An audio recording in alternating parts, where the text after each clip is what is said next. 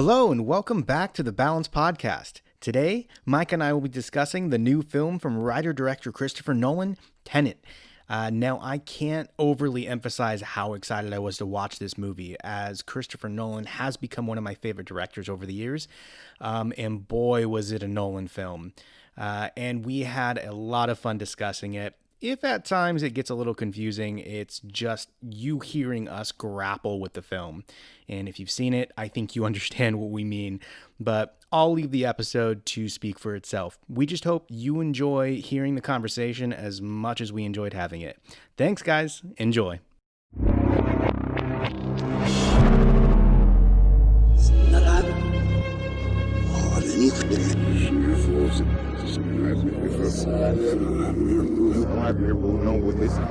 Man, do you understand the tenets of this movie? No. And I got nothing else to say. How long is this going to last? Because I don't know if I have much intellectual... I don't know if I have much to say about this movie at all. My brain still hurts from trying to figure everything out from yesterday. I'm not going to lie. There were times during the movie, multiple times, where I was like, I kind of want to just turn this off and finish it later. Like, I can't do this in one chunk.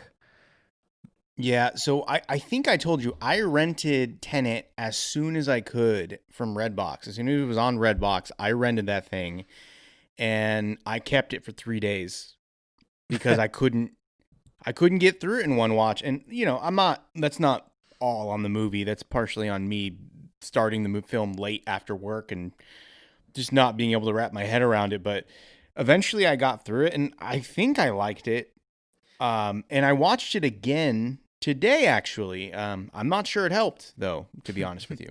It's going to need even more than 2 watches, like, for real. And, you know, it's kind of a good thing that we saw it at least where we were able to pause it and rewind it and try to figure some stuff out. I mean, had we seen this in theaters, at least myself, man, I don't think I'd be able to do this podcast. I'd be absolutely lost. Just one take, one viewing. It kind of would have been funny, though. Yeah. People have been like, that's not what it was about. Can you imagine just jumping right into this and just like, you know, go to the theaters, get that blockbuster kind of like grandiose experience of like Dolby Digital sound? Because, you know, that's the one highlight of a lot of Christopher Nolan films is the score. I mean, it's loud as hell, but they're usually great. And this is no exception. And like the score was fantastic. But, you know, again, like I'm with you. I watched it at home. I did a lot of pausing and rewinding. I mean, like I said, the first viewing, I didn't even watch it all in one sitting. So I don't know what a conversation would have looked like fresh out of the theaters. I'm quite certain it would have been confusing and hilarious, though. Yeah, it's a serious undertaking trying to dissect this film. You know, speaking on the music, though, I mean, I agree with you. The music was brilliant in this film. And I was reading up, the guy who they got to compose this film actually studied audio recording in terms of it playing the same reversed as it does forward. Oh my God, so of course it did. A lot of the audio that you hear, a lot of the soundtrack, if you play it in reverse, it's the same thing as it is forward, which is very cool and ties into the theme of the movie. Right. Everything does. Like he thought of a lot. I mean, like there's a part of me that feels about this movie that how I feel sometimes about like Eminem's lyrics, like in his albums, which is that like there's a lot of stuff just like, wait, what is that? Like everything means something, you know? Right. Like even the title of the film, Tenet, is a palindrome. Right. Yeah. What it's madness. The same backward and forward. I'm like, oh my God. Like in order for that to have worked, and it works in more than just the way of like the fact that it's a palindrome, it works in a standard kind of like James Bond sci-fi, or sorry, not sci-fi, but like a spy movie kind of thing where there's like a code phrase, you know, that you have to use to know that you're a part of this group. Right. Well, it works that way, but it also works in conversation with the way they're using it. And that word had to exist as a palindrome already for him to work that into the film, which it works very well in terms of dialogue. It works very well in terms of like that spy code word. God, God, I mean, I feel like everything in this movie relates to the whole theme. Like, this is definitely the most complicated Christopher Nolan movie, right? It has to be. It took this guy something like 20 years to write. I mean, I don't think it was like an active writing process throughout those 20 years, but Right. he started developing the concept of it and tossing around ideas for this film for like the last 20 years. He started the script in 2014. Jesus. Let's try to break down. This is what we understand of the film. I want to kind of try to break down and see if I got it right. So we Let's do follow it. the protagonist, played And that is his name, right. He has no according to character us. name. That's all we The get, right? protagonist, right? And he's a CIA agent, and he's played by Denzel Washington's son, right? Yeah. John David Washington.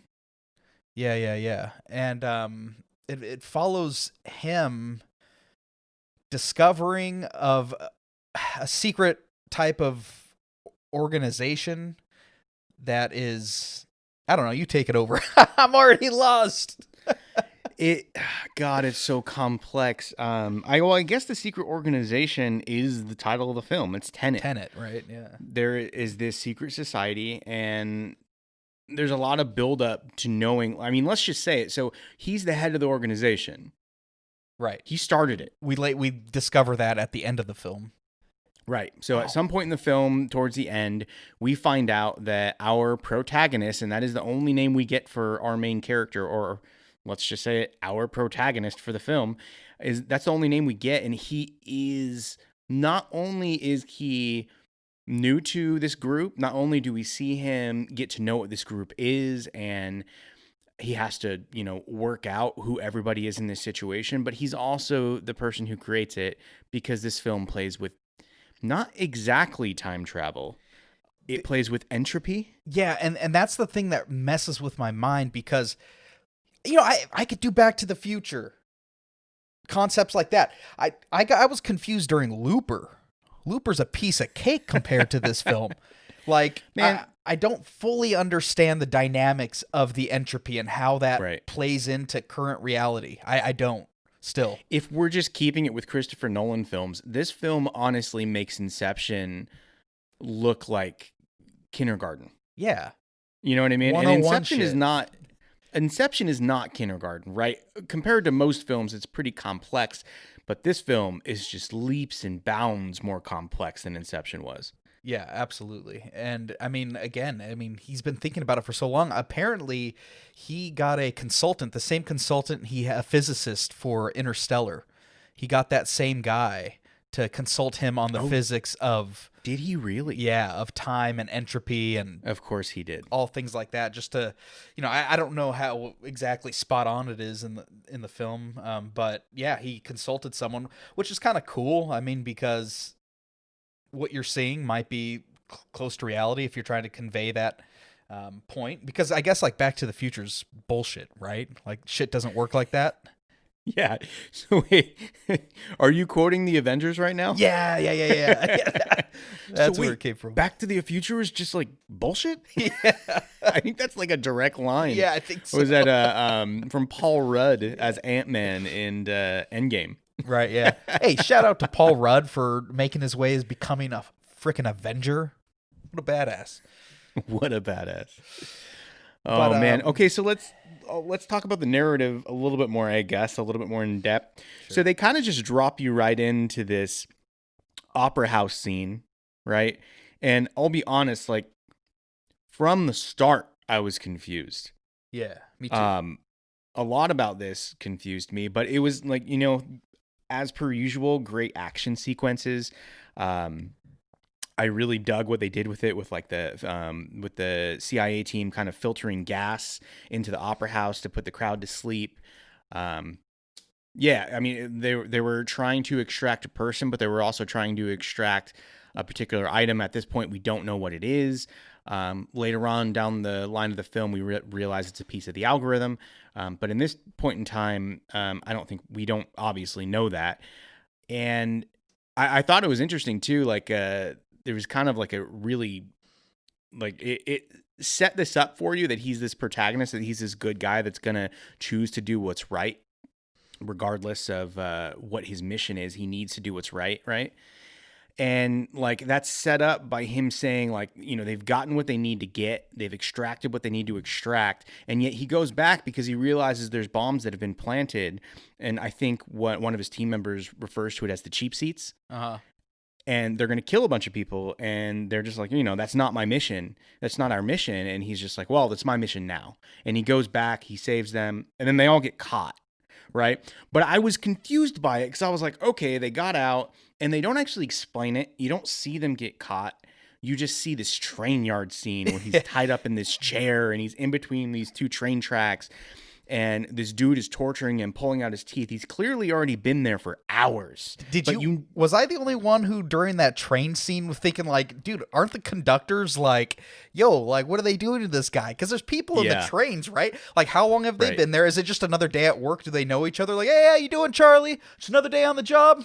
Like, give me a choo-choo. I honestly don't know. I'm not a train conductor. I'm just curious, like, what is the viewpoint of a train conductor? Is it like, you're ever driving like on the freeway and you're maybe doing something you're not supposed to, and there's somebody in front of you that you're just like, wait, if they looked in their rearview mirror, could they look back and see that I'm doing this?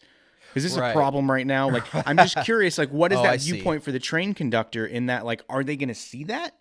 I think so. You've seen those videos of like some kids waiting by a train and asking them to honk the horn, right? And do the choo choo. And the conductor's like, oh, sure, Charlie. Sure, little guy. I don't know, man. Charlie, huh? Yeah, dude.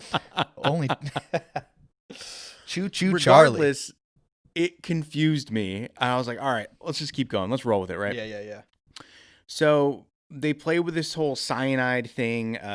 CIA issued like cyanide pill or whatever it is to kind of off themselves if they ever get captured. The guy who's torturing him takes it away from him, and then there's a guy in a chair that I guess is supposed to be part of his team that gets knocked over on the ground, and then at some point behind his back, the guy kind of moves his hand, and he has that pill out, right? So our protagonist moves himself towards the chair, throws himself on the ground, and bites down on it, obviously trying to kill himself so he doesn't give anything up. And I don't know how much time has passed. Is it hours? Days? I think it was like, was this a different movie I was watching? Oh yeah, no, that was Star Trek. I was like, weeks? That was Into Darkness after after Kirk died. Anyways, yeah, I don't know, but it's been a while. He like knocked out. And what I was kind of confused about was like, at which aspects of it were just a test? Was it just the cyanide? At what aspects of it was a test that Tenet planned? Was it just the cyanide part? Like, okay, will this guy hold true to his mission and not like rat anyone out? Or was more planned? And another thing really quick is at the very beginning when you had said like you were kind of confused what was going on, like so was I, because like you have these guys in this these police uniforms, and then he hands out these patches, and they like throw those patches on the uniform. So I'm like, in my head, I'm like, okay, are these guys just criminals and they're like going along with the heist or whatever's That's happening? What I thought first too. And then it wasn't. It was like, oh no, they're CIA agents. And so let me try. So let me try. And I do mean try. Were they CIA agents trying to make themselves to be the terrorists, or I don't know. I think I'll be completely honest. There's a part of this that I don't understand. I don't either. I mean, what I understand of it as of right now is that they were already the police or whoever, the military was already going to be entering that opera house as like a sting operation or something. And then the CIA disguised themselves because there was, aside from their mission, what they were doing, the CIA wanted to capture this certain guy who was in that opera house. So they were like used it as like a smoke screen to get in there. I don't know, man. It's probably all wrong. I'm gonna be honest with you. I could go in circles on this and try to, but I'm got to move on because we'll be here forever. I don't know for sure. I'm sure there's plenty of y'all out there that are much smarter than us, and please explain that scene to us because I'm sure there's plenty that I missed. Yeah. So he wakes up on this ship, right? And they've rebuilt his mouth. They got. Yeah, I don't. They just kind of So said is it he in just passing, okay? then it was just like, That oh. seems like that would be like a decent healing period of time. Like he would be in a lot of pain. Maybe his mouth would be super swollen. They pulled out a ton of his teeth and then they had to like rebuild it. Like they literally said, rebuild your mouth. Like we put you out while we had to rebuild your mouth. That's why I was curious how much time had passed. Cause I'm like, he's just fine. Oh yeah, that makes sense. So yeah, I wonder how much time had passed. It has to, what, like 2 weeks healing time? Come on, no cotton, man. I had to chew on So, cotton when I got my wisdom teeth well, out. this is where I'm thinking that I don't. I think Christopher Nolan thought about this thoroughly, obviously. So I think I'm missing something. I think there is something missing within that where, like, I'm not realizing what part of it. Like, maybe it's a different version of him, or I don't know, Oh, man. But 100% of this isn't based on the failings of his storytelling. It's based on the failings of our understanding. For sure. right, He had to have, he thought this through. It makes and sense. I'm stupid. I'll say this: you're not stupid, and anybody who else who had this hard of a time with it is also not stupid. Christopher Nolan is just kind of an ass. I I appreciate a director that respects his audience enough to not over-explain a film. I don't think this is that. I think this is him just being like, I'm going to tell the story I want to tell. I've thought this up and down for years. I don't care if you don't understand it. And there's a few moments in the film that there's great lines of exposition in the dialogue that are trying to move the story forward for our protagonist, but I also feel like it's kind of Christopher Nolan talking to the audience. Interesting. So there's a few of these moments. One of them is when he gets explained that everything that's about to happen. He's told Tenet by his previous boss, and like, you're dead to the world. You have a higher mission now. And he's told about this line Tenet, and he said that it can be used in a positive way, but it can lead you to negative things as well, like right and wrong doors, right? But and I did like the line that he uses when he's talking about why he had to be tested, and he says something along the lines of, "We all believe we'd run into the burning building, but until we feel the heat, we don't know, and you Yeah. do, because he chose to die rather than give up his team." And I thought that was awesome. It was definitely that was a good part, good line. Yeah, super cool. And then so like after this scene, when we finally meet like another one of these characters, it's that what is this building he enters? He tries to sneak in. He has a key card. He's wearing like a little orange vest to try to move through the building, and he runs into this doctor and he uses the word tenant to kind of get his in, right? Yeah. And this is where he's supposed to be. But I don't feel like they give you an exposition. They don't tell you Yeah, that I this is honestly happening. I don't know. I don't have the answer. I'm actually like at a loss right now trying to remember that scene exactly. I think the wrong one popped in my head. Okay. Well, this is the scene where he first learns about entropy. Oh yeah, This is the right. scene where he The learns about like bullets. the bullets. He puts on the glove, and she's just kind of like talking to him and is telling him to you had to have dropped it. So he kind of like puts his hand over it, and this bullet that has reverse entropy lifts into his hand, and she shows him back on video that like according to the bullet, you dropped it. The way you're perceiving it is incorrect. And as she's explaining this, because I think another part of the reason she explains it is by having him fire a gun, but it's not really right. He doesn't fire a bullet. He catches a bullet with the gun that has the reverse entropy. Again, Yeah. holy And those crap. bullets Like, still and the bullets still like do damage that we find throughout the movie, like the reverse bullets. So like if someone's standing on the other side of one, right? So you know how like Right. an exit wound of a bullet is even bigger than the entry wound? So Right. that's why they were talking about like a reverse bullet is really damaging because it. Right. Yeah. But she has a line when she's trying to explain all this, and at that moment I was just like, Nolan, come on. She says, don't try to understand it. Feel it. That was him talking to us. Right? Yeah. 100%. Right. And I don't know. I wanted to understand it though. It's like And when I couldn't get that out of my head. Like, like when- there was a part of me that wishes I would have saw it in theaters, because then you wouldn't have a choice. Then I just would have sat there and experienced it. But I had the option to pause and rewind, and it didn't help me much. If anything, it made me more confused. Right. It's like a rabbit hole of things. Like one question's answered, but then five more appear, and it's just Right. snowballs. Yeah, I mean, there's just a certain degree to the movie that a lot of it felt rushed, and I don't think it necessarily was. Again, it just didn't over explain or really explain anything to you. You were just expected to figure things out. And there It's were like, what, you don't know enough physics, bro? there were enough clues in the film that if you like okay, let's be honest, like I think you could get a lot from this film, like by watching it a lot of times. You watched it once, I've seen it twice now.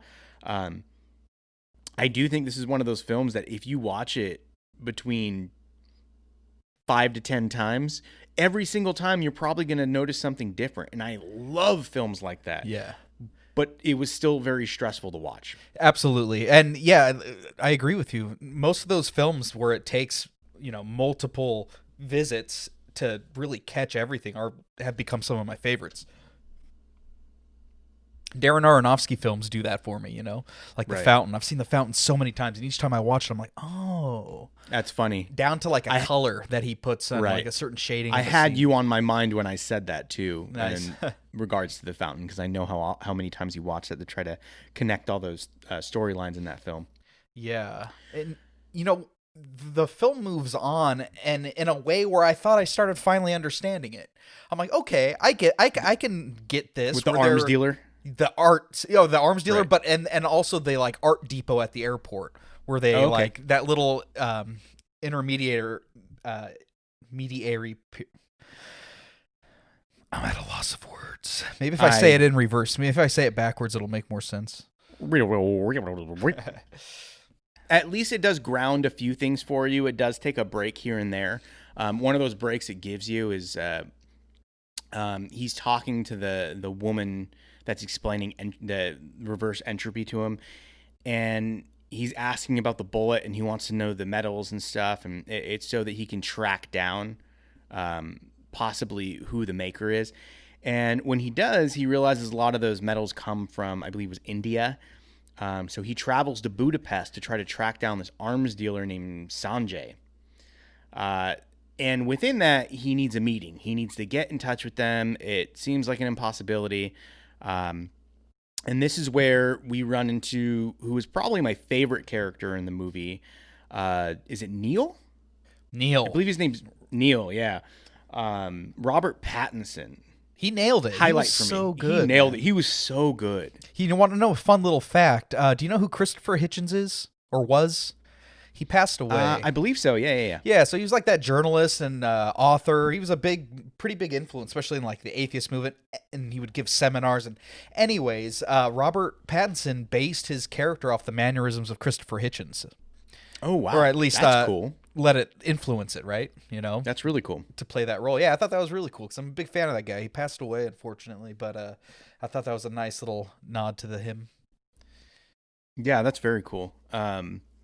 Man, honestly, over the past couple of years, he's become, I think, one of the more interesting actors out there.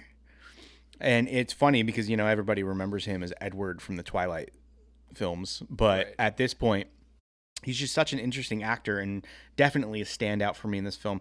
I don't think that John David Washington did bad. There were moments I felt his performance was a little weak. But upon second watch, most of it I think he did pretty great. But there were just certain things like when he first goes in to meet Neil, he walks into the room and he kind of does this weird kind of like double take where he looks both ways and he kind of buttons his coat and he kind of like shows some swag and then he sits down and it's just kind of like, I don't know, it's weird. Like it looked like he was acting, like it looked like he was filming a scene. Yeah, and I felt that multiple times throughout the film. But we saw him in Black Klansman, and he was amazing. So He was great. I don't know. I don't think it's his acting ability necessarily, or just the character he was trying to play. But there Yeah. were moments where I was like not sold on Right. the character. Yeah, same here. Yeah, but- I mean, it wasn't terribly distracting for me. There were just a few moments where I was Same. just like, okay, Yeah. that was weird. But yeah, the relationship was cool. I'm just gonna say out there right now, like a lot of it makes sense. Well, he sits down and orders a drink for him, like a specific. What does he order? Like a Diet Diet Coke or Coke. something, right? and our protagonist tries to say he would have preferred a seltzer, and he's like, nah, no, you wouldn't. And we find out later it's because our protagonist is the leader and actually recruited him in our protagonist's future, but in Neil's past. Right. Which, again, this movie is littered with comments like that, where, and they go into where they're talking about down the road in the film. They start talking about this pincer movement that they take from like military strategy. Only they add what do they call it? Well, it's like they go like they send one team to like go forward in time, or they send a person to go forward in time, and then Right. one person to go back, and they meet. Like they pinch that Right. moment. Right. And I still don't. I mean, it's such a cool concept, and I get it on the surface. Temporal pincer. That's what I was looking for. Temporal pincer movement. Yeah. Yes. There it is. And everywhere in this film, they're doing that, including their relationship is a temporal pincer of a storyline. Yeah. Because in order for their storylines, for everything to work, their storylines have to intersect to where his beginning and the beginning of his relationship with Neil is actually almost like a third act for Neil in their relationship. Yeah. Because absolutely. it's coming to a close soon. It's just mind-boggling. I'm confusing myself trying to talk about it. I know. And I had a thought earlier. I'm like, should I even say it? Does it make sense? I don't know, but it popped up in my head again. It's like, so we have the protagonist discover and find out that he is the actual like mastermind of Tenet, right? And he discovers that at the end of the movie. So the end of the movie is like his beginning, is technically the beginning of this film. Right? Like technically all that shit that led up to that moment with Neil hasn't come to pass yet, but it will. Yep. And like that's the moment he discovers it will. And then I don't, Oh my God. You're not wrong, but it bothers me. Not because it's not good. It's too good. I don't know. I think the more we talk about it, the more I'm going to end up wanting to watch it again. But we did skip something. But I'll just say the way they met, and I'll just skip through this scene pretty quickly. It was just nice to see Michael Caine again. I love that Michael Caine is continuously in these movies. This is one of my favorite things about like directors that I like to follow, is that these directors tend to have a relationship with certain actors, and I like seeing them again and again in movies. So you had that little dinner scene between Michael Caine and our protagonist, and that's how he got the introduction, right, with Neil. And so I really enjoyed that. It was a cool little funny scene. There wasn't much else to say about it, but it was cool to see Michael Caine in this film. And then moving on to when they actually decide on how they're going to get to this arms dealer to talk to them about this reversed entropied ammunition. It's suggested that they do some bungee jumping. And you get this cool little reverse bungee jumping scene where they're using bungees to jump up the side of the building. Yeah. I thought that was... Again, using some sort of concept of like inversion, right? Yeah. Yeah, exactly. It was such a cool scene to watch. And a lot of scenes in that film kind of reminded me... I mean, it was like definitely Christopher Nolan directing, the same feel. Actually, the very beginning of the movie reminded me of Dark Knight. You know, you have some kind of what looks like some kind of criminal heist or just something like some dropped operation right going down, and there's that tense music. People, you know, and like just like their little actions push that story forward. They just like drop you in it, and you don't even need like that backstory. Right. You're just in it. Anyway, a little tangent there. But like with the art dealer, I mentioned it earlier, but during that plot point where they started introducing the plot of the blackmail art, it started kind of making sense to me and feeling like a normal film where I was like kind of being able to grasp the plot. You know, you weren't messing with time or anything like that. It's like, no. Yeah. It felt like a heist movie, right? Them trying to like sneak in. They have 10 seconds, got to hold their breath. And I was digging it, and I was like, cool, man. Like, I think I'm starting to get a hang of this film. And then I remembered that it's about entropy and reverse engineering bullets and all kinds of stuff. So I was like, nope, don't got it. but they're in and they're into that art depot. And what is it, one of the main reasons they even did that was so that they could obtain a fake painting that was sold to our main antagonist by his wife, who is supposed to give our protagonist the meeting to the antagonist. It's No, a you lot. got it. I'm impressed. Keep going, because I'm Yeah, following it. You got it. right. So they have this meeting, and she immediately knows that this painting that was given to him by Michael Caine in that dinner scene, she immediately recognizes it as fake, right? But a good fake Yeah. is what our protagonist calls it. And they have this conversation at a dinner that he is now having with our main antagonist's wife. And she realizes what's about to happen. He doesn't, but she does, which is that her husband's goons come in and they're about to lay a beat down on him, right? And it's not for the reason that we would immediately think. It's not because of who he is as a CIA agent or anything beyond that. It's simply that it's a man that's around his wife, that's sniffing around his wife, right? Right. You fucking my wife?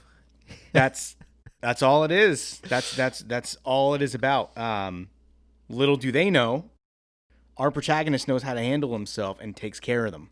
Yeah, for sure. Knocks him out. Kind of like those, like a Taken moment. Yeah, yeah, for sure.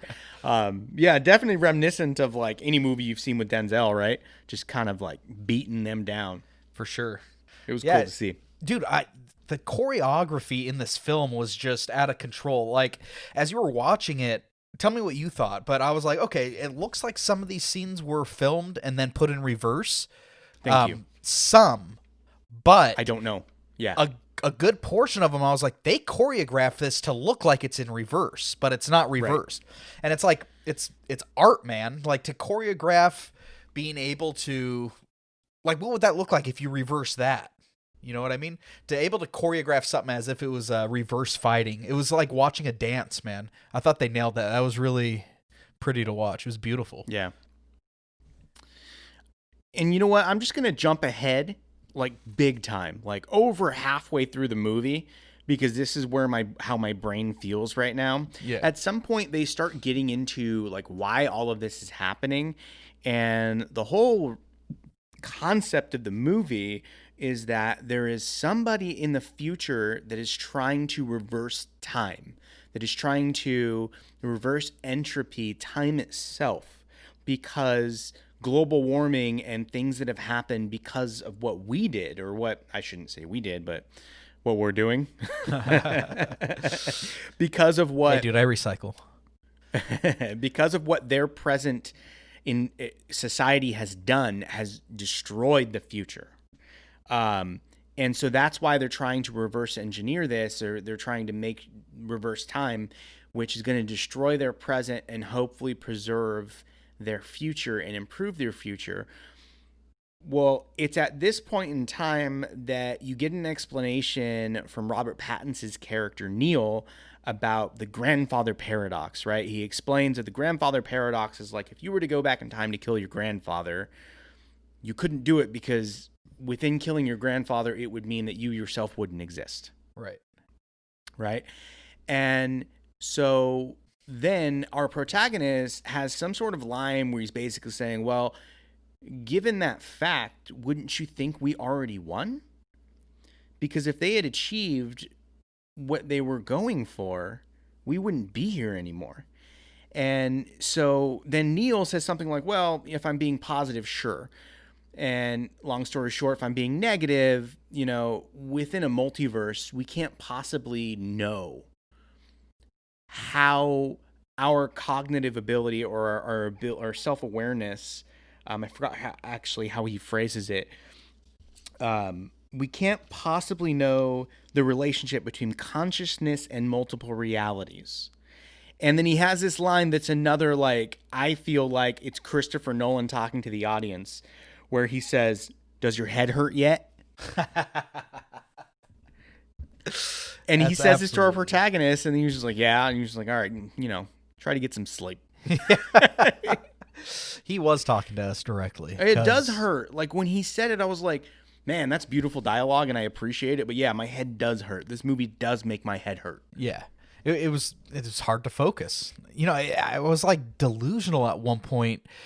Like just I felt like I was being beaten over and over again in the top of the head from this movie, just trying to think about the plot. And that one scene where they take the plane and ram it into the building. Yeah. To set There's a few things about that I like, but go they on. were like dropping the gold out of the back of the plane, which I was like, that's fucking cool, All Yeah. these like seeing all those gold bars, and then you have like these the workers that are like manning the incoming flights and all that down on the runway. And my head, like I said, must have been so warped, was like, dude, I would grab one of those gold bars, like just sneak one, but where Right. would I hide it? And for a moment I was like, in my butt. But then I was like, whoa, no, those are What? huge. You had that thought, man? I did have that thought. Like I said, it was so warped from trying to understand the plot. It just went to stupid mode. I just got my stimulus check, dude. I'll send it to you if you need it that badly. That's awful. Yeah. You gotta at least melt. No, you know what? But you know what's another thing that I really liked about that scene that I thought was really humorous, even though they didn't really play it for comedy in a slapstick way, but it was still kind of funny culturally, that they got this Middle Eastern guy with this beard to fly the plane. And it was very clearly like one of their backup plans was like, well, what if you get caught? And she's like, oh, we won't. I'm like, well, what if you do? Because they're basically saying they're going to crash this plane so they can trigger these protocols, these security protocols to lock down the building so that they could change the way the locks and the doors work. Because nobody's supposed to be able to go in there because there's no air, right? So within doing this, though, there's like, well, what if you get caught? I won't. What if you do? Okay, well, they'll just assume it's a terrorist plot and there'll be no casualties, so it won't even hit the news. They'll just extradite me. And, Right. and I was just like, oh my God, their backup plan is to use a guy that's a Middle Eastern dude with a beard because they'll just assume, like, they're just going to think I'm a terrorist. And best that's case scenario, better. they think I'm a terrorist. Yeah. Right, and that's better than the alternative. Right. Yeah. For real. Have we mentioned Sakov yet? We No. have, but he's already been introduced. Like throughout what we've been talking about, he's been introduced. Right. Yeah. And that's the problem with the movie is it's just Yeah. like there's so much to talk about. Ordinarily what we would want to do is talk about this film in as linear as a fashion storytelling as possible, but it's just too difficult. So I apologize. This episode's going to be all over the place. But yeah, like our main antagonist, we've mentioned him. I just haven't mentioned his name yet, but honestly, he was great. I loved this actor in this role. Kenneth Branagh, I believe is his name. I apologize if I'm saying that incorrectly. It's either Branagh or Bragna or anyways, he is a great Shakespearean actor and he freaking killed it in this role, man. He did. I loved him. He looks like a villain. He looks mean. He does look like a villain. Yeah, I would not mess with this guy for sure. I like that he has like two instances where there's two concepts that are used in the film. Not two concepts, but one main like line that he has for himself, which is that like, if I can't have you, no one can have you. And the first time you kind of hear that kind of abusive concept, it's towards his wife, which is also in a weird way sort of the pseudo love interest of our protagonist as well. And it's towards her, but then also there's another concept to it, which is that down the road we find out that he has cancer and he's dying, and his wife just kind of says like, you guys are missing something here. He's dying. Like, so it's the same concept. If he can't have the world, nobody can have the world. Right, So because it's kind of like another Joker moment for Nolan, right? yeah, He's just trying to burn the world down around him and Right. create something new out of the ashes.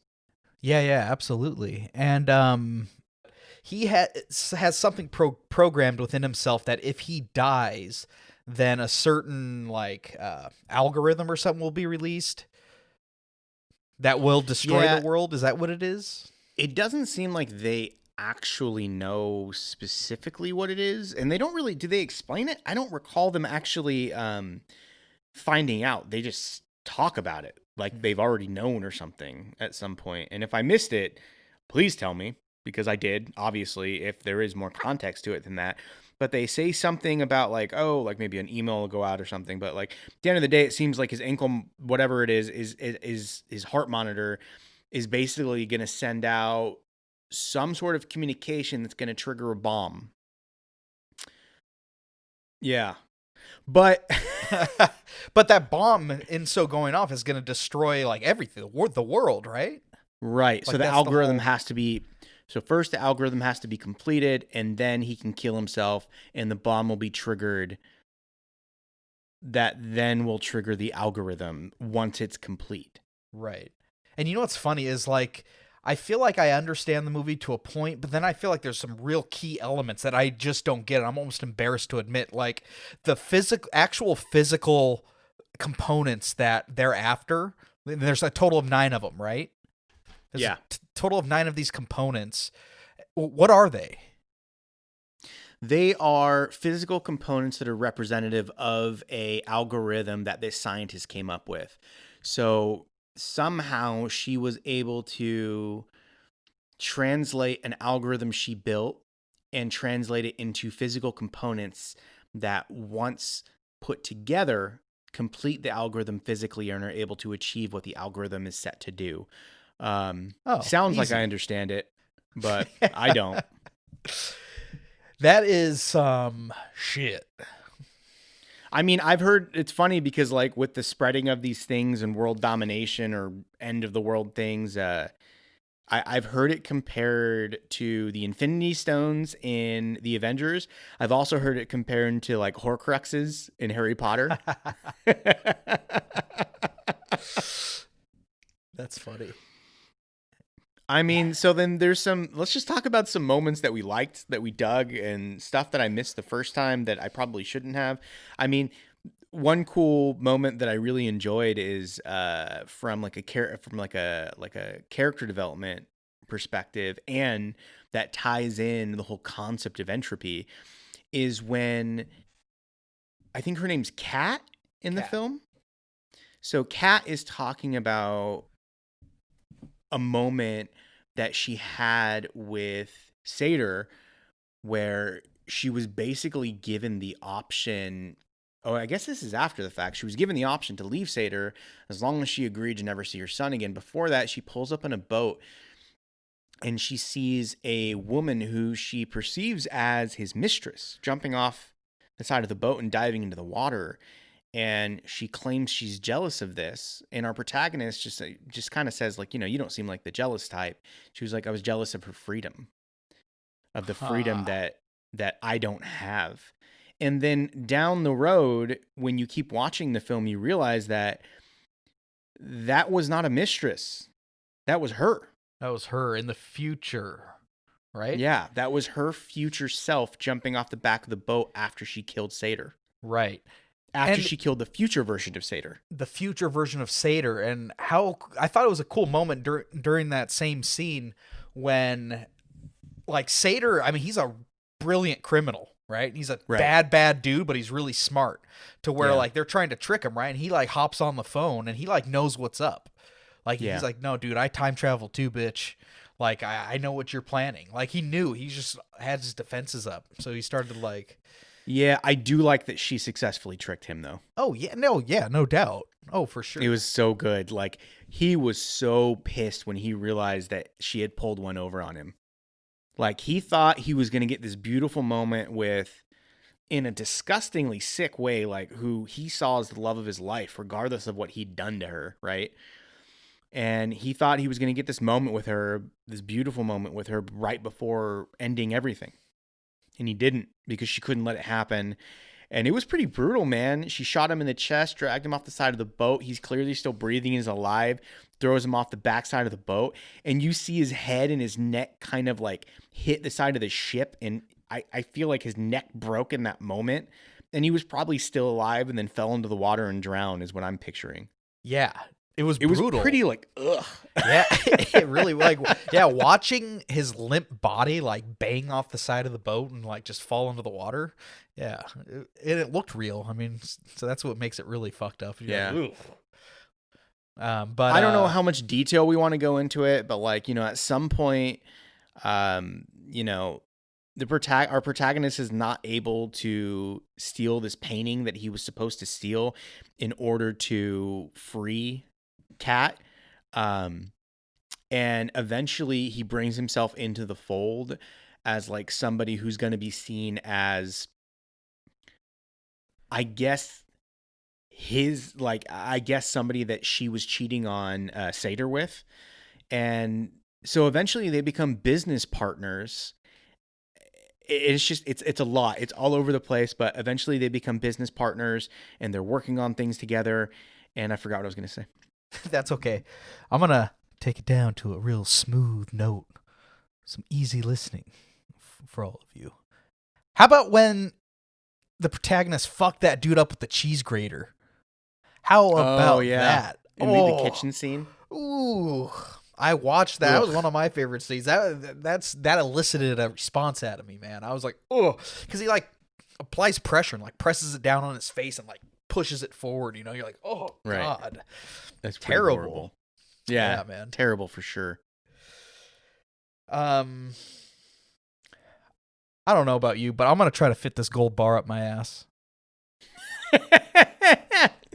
Hey, another actor I really enjoyed in this movie is Aaron Taylor Johnson. I don't know if you... Yeah. This guy, honestly, he's had an interesting career. He's done a lot of cool stuff. I think the first thing I really recognized him from was Kick-Ass. He played the main character in Kick-Ass. He moved on. He did The Avengers, where he played Quicksilver. And then he did that Godzilla movie. He's just had a lot of really cool roles, and I think this might be one of my favorite things he's done. Like, he was really great in the film. And, Jessica and I were watching it, and we were sitting there debating, is that him? Like, there were moments where we're like, that is, right? And then some were like, no, it's not. But then we had to look it up, and we're like, oh, shit, it is. He nailed it. I mean, like... He really did. Versatile. I mean, like, he looked like some hardened Marine vet that's, combat ready. Oh, yeah, for sure. Versus like what? Like just like a young boy, kind of like a young kid in like the Avengers, and just he was just speedy, right?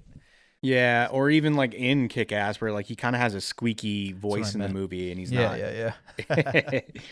But like he gets a line in the film that's also like another like whoa, like where he's doing a briefing like right before like the final showdown in the fourth act of the film, and he says something about like, I think he's on the red team, right? And I think it's the blue team that's going to be reverse. They're the ones that are going to be going backwards, or a reverse entropy. And he says something about the blue team that is like the perfect description of this film, which is something along the lines of the blue team went through this. The blue team went through this in an hour. Damn it, I lost it. That's okay. This fucking movie, dude. Dude, this is here. Let me write down this timestamp here. About 1650.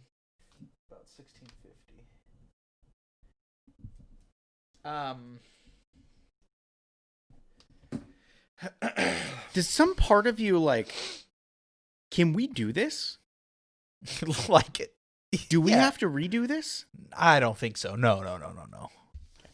I know what you mean, but I have moments where I'm cutting like complete dialogue that I said. Because I repeat myself with like the art dealership stuff. I was like, I don't know what I was saying before. So I'm going to like cut the first one out. Yeah, so Aaron Taylor Johnson's character, I forgot what his name is in the film. It doesn't matter. I mean, this thing's all over the place, but he has a line that really like puts into perspective like what this film is as a whole and how it makes me feel. And he says something along the lines of, the blue team had this briefing in an hour from now. Had this briefing in an hour from now. And like, I shook my head and I'm like, whoa, what? Like, I get it, and it makes sense contextually, like context wise in the film, but I'm like, oh my God, what a line, right? Yeah, no, absolutely. And then there's moments in the film where like you have like this blue team, red team concept, and it's hard for me. Like, again, it's an exhausting film to watch, but a part of me wants to watch it like 5 or 6 more times just to catch all this stuff. But there's moments you see the same character and you don't realize it. Like, I don't know how many times Neil is used or how many times Neil dies, maybe? Yeah, because yeah, I don't know. I know exactly what you're talking about. I mean, because he sees that backpack at the end. He's like, oh, you're the guy who like Right. opened the lock. But isn't that soldier dead in that scene? Yes. And that's Neil. But No? that hadn't happened yet because he was in reverse. Stop it. Right. So when you see Neil at the end, he was on the blue team, but he went back forward in entropy and time so that he could help them escape. And then what you have to just assume, and they don't show you this, but what you have to assume is the soldier that's dead that allows our protagonist into the room that allows him to save the day. That is Neil, but that's Neil after they save the day, because then he goes back in to the turnstile thing. He reverses his entropy once again, and that's when he goes to that side, and that's when he's able to. Our protagonist sees him, assumes he's dead, but because he's in reverse, that death and bullet hasn't technically happened yet, so it reverses itself back, and he's able to open the door and save our protagonist. You have a much better grasp on this than I do. Give yourself some damn credit because you just Only blew in my small mind. moments, though. I can't put it together as a whole. It is confusing as hell. Yeah, man, that was good stuff. That was good stuff, though. Yeah, it took me a while to even get a shred of understanding on this film. I think maybe if I watched the whole thing in reverse, it might make more sense. I don't know. I don't even remember if we talked about Priya at all. Priya is like a huge person in this film. Like, she's not in terms of how often she's in it, but for a long time you think she's the boss. And it's the wife of the arms dealer we talked about earlier. She's actually in control, and we see that early on in the film. And this is like another moment in the film that I like, one of my honestly, and this is like, there's a version of this film that is so much simpler and probably to a point more fun to watch. And one of the last scenes in the movie is one of those things that I'm just like, oh yeah, like I'm excited to see this. And it was when basically our protagonist made Priya promise to not go after Kat and her son after all is said and done.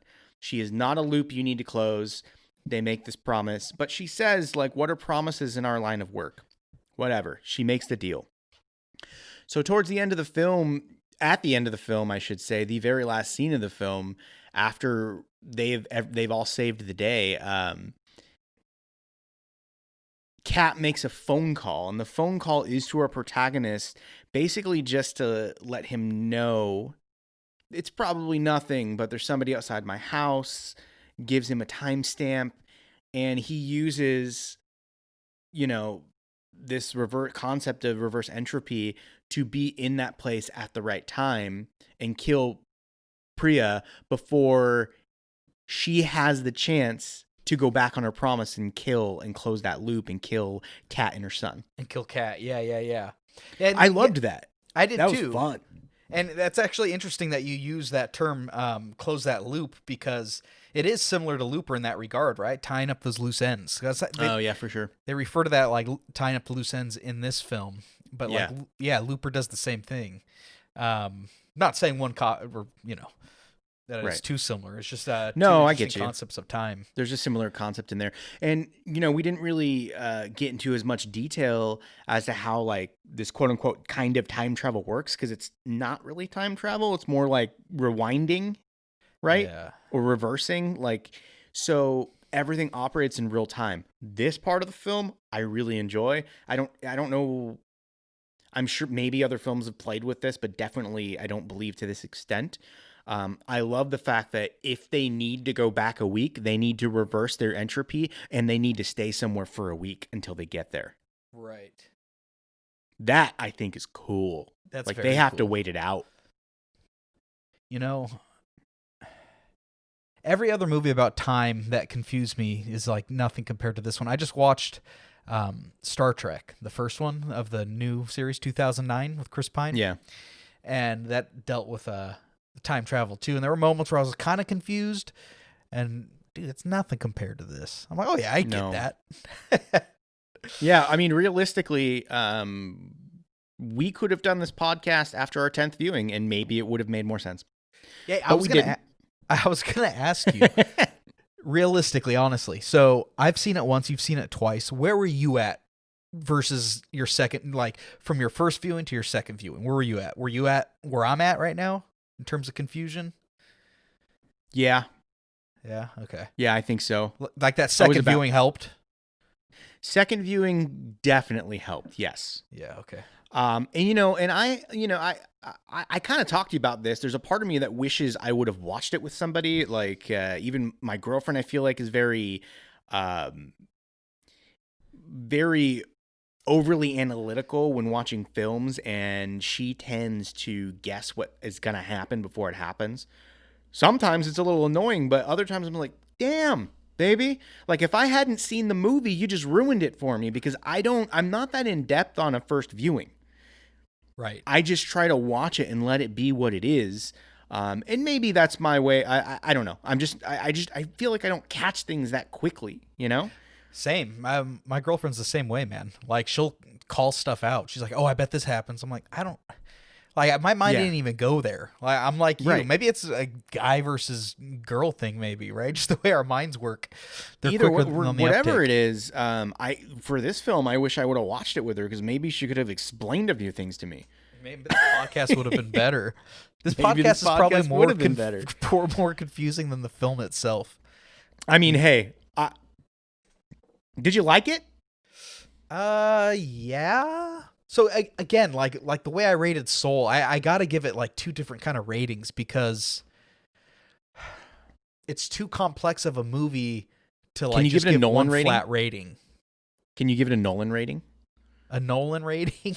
Yeah. An 11 out of 10. Are you going backwards? So 11's -1. Is that what don't you're know. saying? Does that make sense? I have no idea. No, I mean it's true to his complexity, right? I mean, let me ponder on it just for a second. Do you have a rating? Do you have something in mind? No.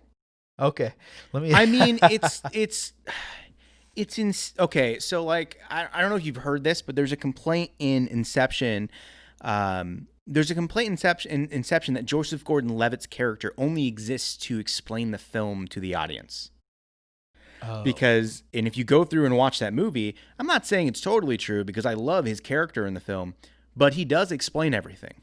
He gives everything to you. And if you deleted his character from the film, it to a point would still work. They could have found a way to make it work where he wouldn't have been necessary, but it would have been much more confusing because he explained how everything works. And it's like with this film, he's just like, nah, that character's not going to exist. Right. We're not going to have that happen. So it did give me very like deep Inception vibes in terms of like the mental trip that it gives you when you're watching it. But it's just more stressful, man. Like again, I know it almost felt like in some scenes Nolan was just telling you to sit back and enjoy the ride. I couldn't. I wanted to understand what I was seeing, and I just didn't. But like you said, on second viewing for myself, I enjoyed it more. There were certain scenes that were way more gratifying. I'll be honest, like there's some stuff that they almost did explain better than I thought they did. And with my first viewing, I just didn't notice it. Maybe because I was just too wrapped up in how crazy the concept was. But, oh, man. Yeah, I think I'm just stalling for time. Yeah. I'm going to give it a 7.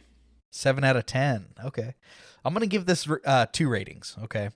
Now, the first rating is my enjoyment of the film. Like, Okay. and like would I watch it again, or do I want to watch it again?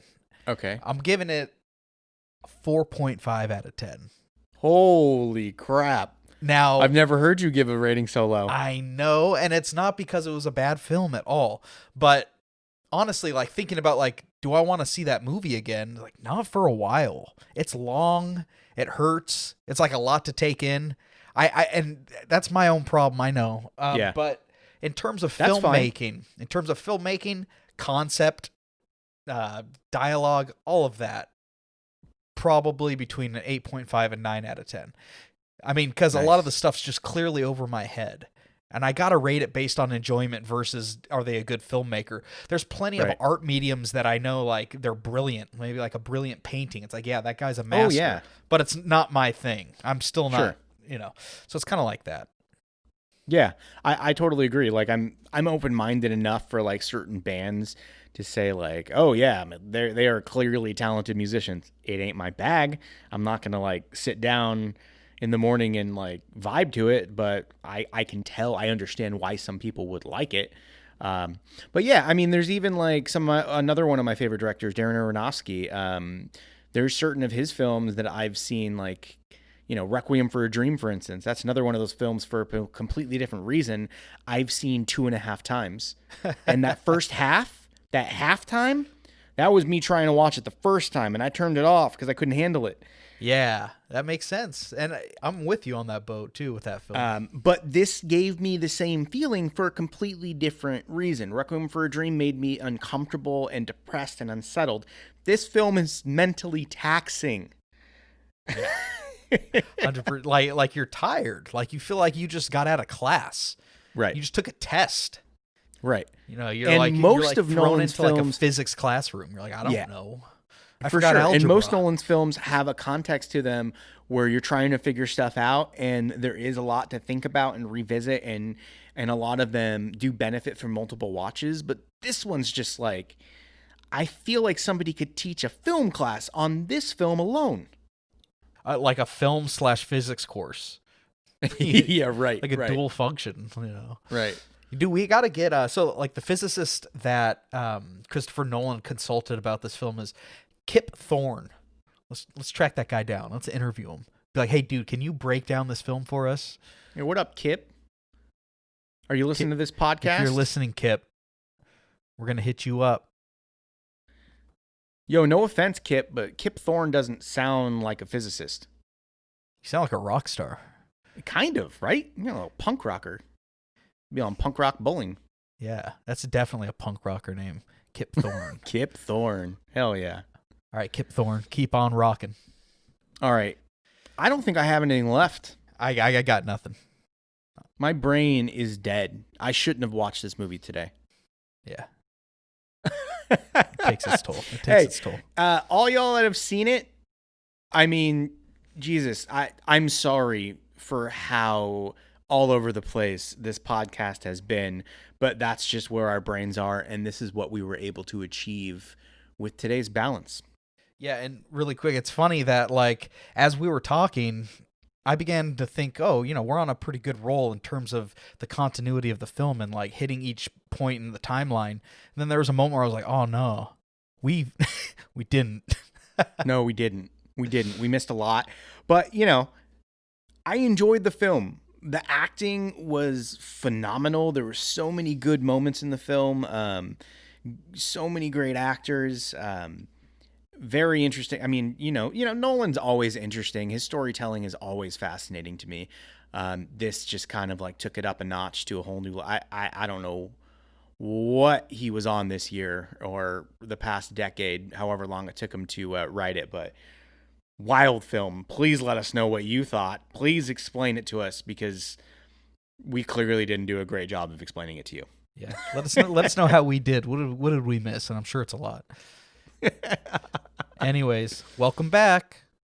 Welcome. We'll see you soon. We'll probably move on to another Pixar movie next.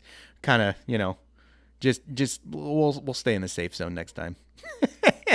Peace out, everyone. Later, guys.